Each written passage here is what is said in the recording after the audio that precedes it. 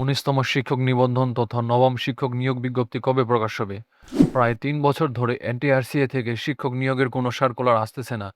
যেখানে ২০২০ সালের পূর্বে প্রতি বছর বিজ্ঞপ্তি প্রকাশ করা হতো, সেখানে এখন ১৯তম শিক্ষক নিবন্ধন তথা নবম শিক্ষক নিয়োগের বিজ্ঞপ্তি প্রকাশ করতে এত বিলম্ব কেন? হাজার হাজার বেকার চাকরি প্রত্যাশীদের সাথে কেন করা হচ্ছে এই প্রহসন? কি বলছে এনটিআরসিএ? এ বিষয়ে বিস্তারিত থাকবে আজকের এই ভিডিওতে। তাই ভিডিওটি শুরু করার আগে ছোট্ট একটি রিকোয়েস্ট।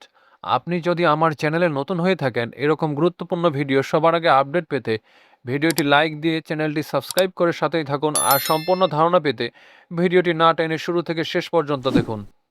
শিক্ষা মন্ত্রণালয় এবং বেসরকারি শিক্ষক নিবন্ধন ও প্রত্যয়ন কর্তৃপক্ষের এনটিআরসি এর মধ্যকার রুদ্ধদ্বার সভা শেষ হয়েছে।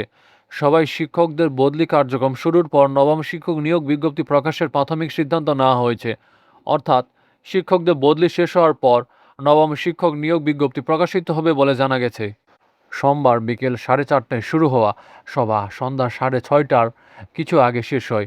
সভায় শিক্ষামন্ত্রী ডক্টর আ.ন.ম এহসানুল হক মিলন, মাধ্যমিক ও উচ্চশিক্ষা বিভাগের সচিব আব্দুল খালেক, কারিগরি ও মাদ্রাসা শিক্ষা বিভাগের সচিব দাউদ মিয়া, এনটিআরসির চেয়ারম্যান আলিফ রুদাবা, শিক্ষার ৩ অধিদপ্তরের মহাপরিচালক, ঢাকা শিক্ষা বোর্ডের চেয়ারম্যান ছাড়াও বিভিন্ন দপ্তর ও সংস্থার কর্মকর্তারা উপস্থিত ছিলেন।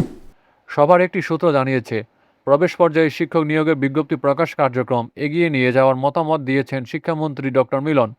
পাশাপাশি দ্রুত সময়ের মধ্যে প্রতিষ্ঠান প্রধান নিয়োগের ভাইবা শুরুর পরামর্শও দিয়েছেন।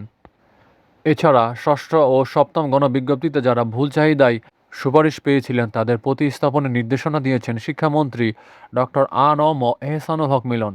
এছাড়া আগে শিক্ষকদের বদলি কার্যক্রম শুরু করা হবে, পরবর্তীতে নবম শিক্ষক নিয়োগ বিজ্ঞপ্তি প্রকাশ করা হবে। নাম অপ্রকাশিত রাখার শর্তে সভায় উপস্থিত একটি দপ্তরের এক কর্মকর্তা তা ডেইলি ক্যাম্পাসকে বলেন, এনটিআরসিএ তাদের বিদ্যমান সমস্যাগুলো সবাই উপস্থাপন করেছে। চাকরি প্রার্থীদের আন্দোলন সহ অন্যান্য বিষয় তুলে ধরেছেন। সবাই বেশ কিছু পরামর্শ দেওয়া হয়েছে, দ্রুত আপনারা বিষয়গুলো জানতে পারবেন।